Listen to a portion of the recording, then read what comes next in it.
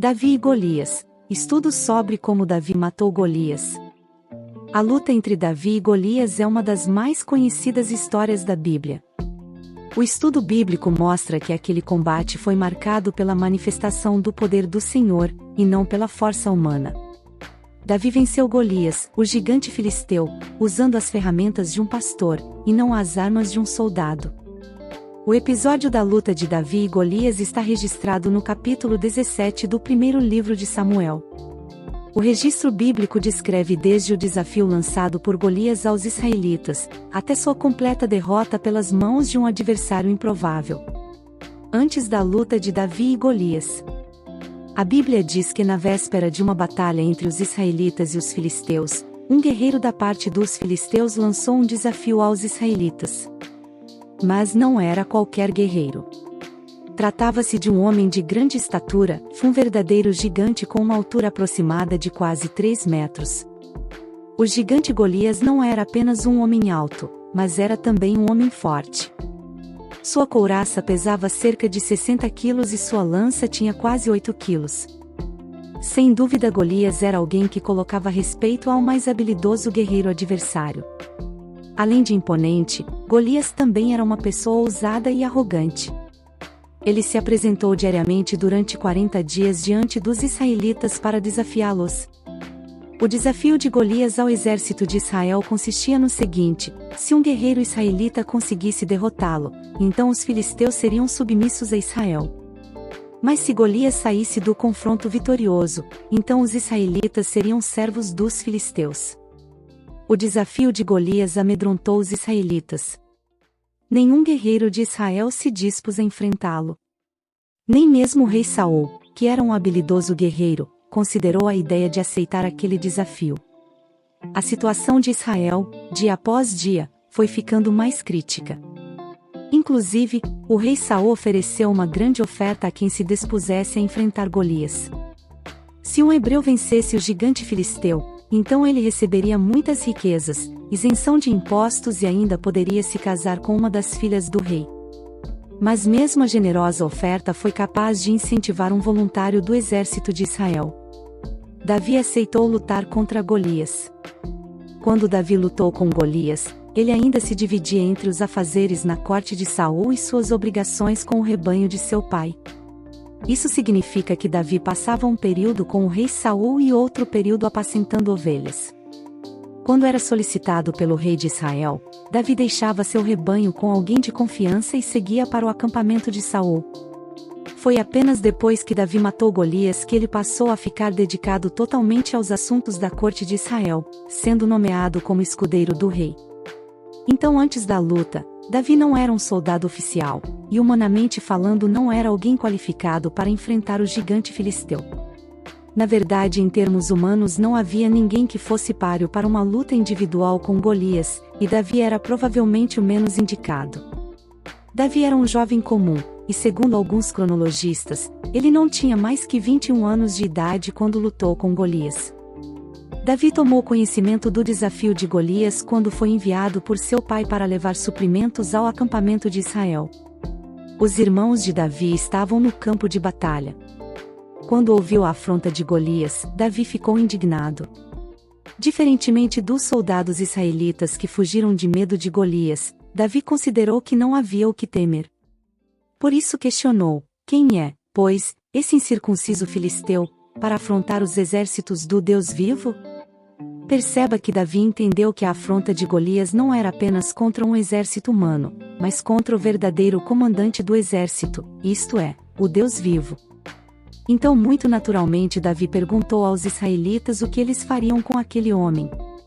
Para Davi, o desafio de Golias não deveria ser visto como um problema para qualquer soldado israelita que cresce no Senhor. Então ele mesmo aceitou o desafio, apesar de ser ridicularizado por Eliabe, seu irmão mais velho, e desacreditado por Saul. Davi não teve qualquer dúvida de que Deus se encarregaria daquela batalha. Davi matou Golias.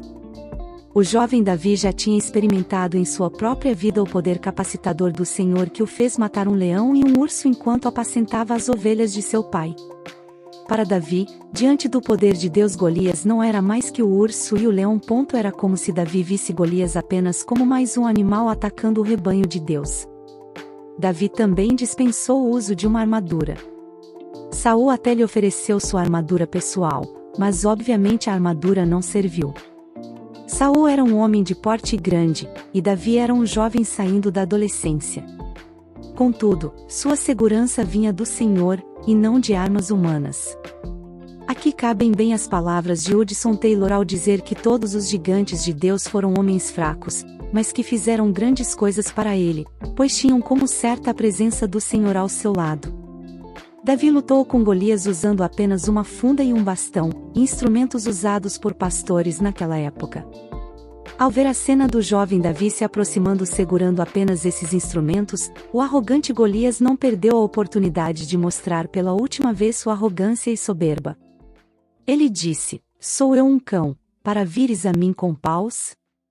Mas a resposta de Davi foi a legítima declaração de alguém cuja confiança está no Senhor: "Tu vens contra mim com espada, e com lança, e com escudo, e eu, porém, vou contra ti em nome do Senhor dos Exércitos, o Deus dos exércitos de Israel, a quem tens afrontado."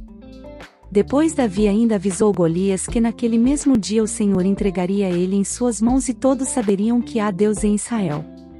Então Davi lançou uma pedra com sua funda. A pedra feriu Golias na testa fazendo-o cair por terra. Davi, que não tinha uma espada, tomou a espada do próprio Golias e cortou-lhe a cabeça. A batalha havia terminado, o gigante blasfemo estava liquidado e o nome de Deus mais uma vez tinha sido glorificado. O verdadeiro propósito da luta entre Davi e Golias? O relato da luta entre Davi e Golias é muito mais do que uma história infantil. A vitória de Davi sobre Golias também não é apenas um exemplo a ser usado como alegoria sobre como os crentes podem derrotar os gigantes de suas vidas. Esse relato é um registro fiel da manifestação da glória de Deus aos homens.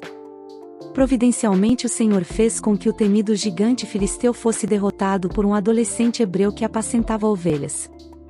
O gigante Golias era o representante do panteão filisteu, e tinha a seu dispor as melhores armas de guerra da época. Mas Davi era o representante do Deus que te salva, não com espada, nem com lança, porque do Senhor é a guerra. Então a grande verdade é que a disputa naquele dia ia muito além do campo de batalha.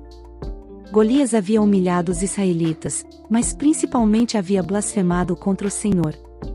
Havia uma guerra espiritual travada. Como explica a Bíblia, a disputa era entre a verdade e a falsidade, entre a fé e a superstição, entre o Deus vivo de Israel e os falsos deuses sem vida dos filisteus. Portanto, o propósito principal daquela batalha não era perpetuar o nome de Davi, e embora o nome de Davi também tenha ficado conhecido por ter sido o instrumento que Deus usou para vencer aquela batalha. Mas o propósito principal era elevar o nome do Deus verdadeiro diante de israelitas e filisteus. Esse propósito não somente foi alcançado naquela ocasião, como também o embate entre Davi e Golias ficou registrado nas páginas da Escritura e se tornou um testemunho do poder e da glória de Deus que alcançou pessoas de todas as épocas e lugares. Além disso, nos decretos de Deus, aquela batalha era um evento importante para que a dinastia de Davi fosse estabelecida em Israel, dentre a qual o Messias haveria de vir. Segundo o plano de Deus, Davi impôs uma derrota esmagadora a Golias, bem como o grande filho de Davi impôs uma derrota esmagadora e irreversível a Satanás quando despojou os principados e potestades e triunfou sobre eles na cruz.